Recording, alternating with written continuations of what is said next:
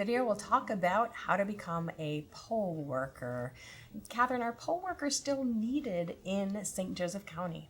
Well, we have had an overwhelming response to volunteer as a poll worker on Election Day. And I shouldn't say it's not a totally volunteer. You do get paid, even though it is a small stipend. But we have had overwhelming response. And I know the parties, the political parties, have been working diligently to sign up poll workers.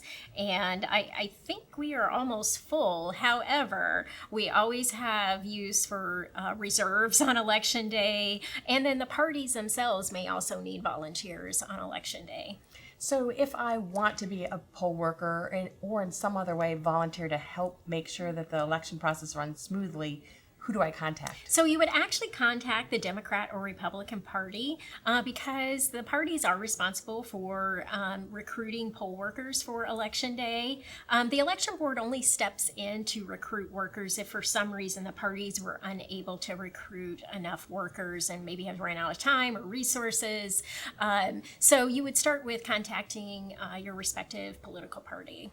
Are there qualifications I need to be a poll worker? Any special training or? Well, you will be trained by the election board as is required under Indiana law. And so we do go through a fairly thorough training on Election Day procedures. We do not expect you to memorize everything or know everything because we are available on Election Day for our poll workers to contact us, and we help them through all kinds of circumstances. How old do I have to be, and do I have to be a U.S. citizen?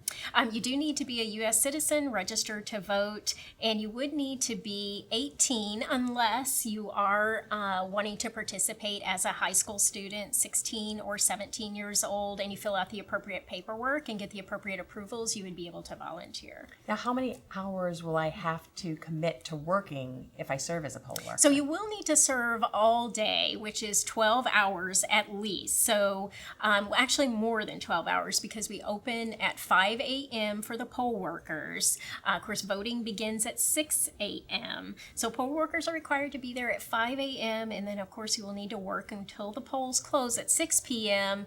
And, of course, they don't close exactly at 6 p.m. depending on who's in line and capable of voting prior to closing. And then, of course, there's kind of the shutdown that's required at the vote center after the polls close. If I can find a friend or family member to agree to split the shift with me, can we make that arrangement? We do not allow split shifts in St. Joseph County. I actually believe that is available under the law, but we do not do it in St. Joseph County because it would require recruiting, kind of more workers than just recruiting for a full day.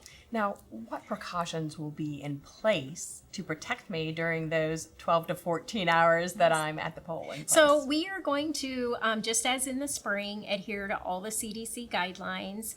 We will have masks for the poll workers, sanitizer, cleaning. We're actually recruiting additional poll workers to serve as kind of those people who go around and clean. So all of the guidelines will be in place. The equipment will be distanced appropriately. At each location, we have prepared layouts and are, looking to make sure that everything meets appropriate guidelines. Now, what if I've already applied but I haven't heard back? What would you advise me to do? I would call the political parties if you have not heard back, but also don't be impatient because they are working through the list. We are recruiting over, anywhere from 600 to 800 workers. So, both parties I know are working diligently. So don't become too frustrated, but, go ahead and give them a call back and see what's going on. Okay, and that's what you know if you want to become a poll worker and help the election run smoothly.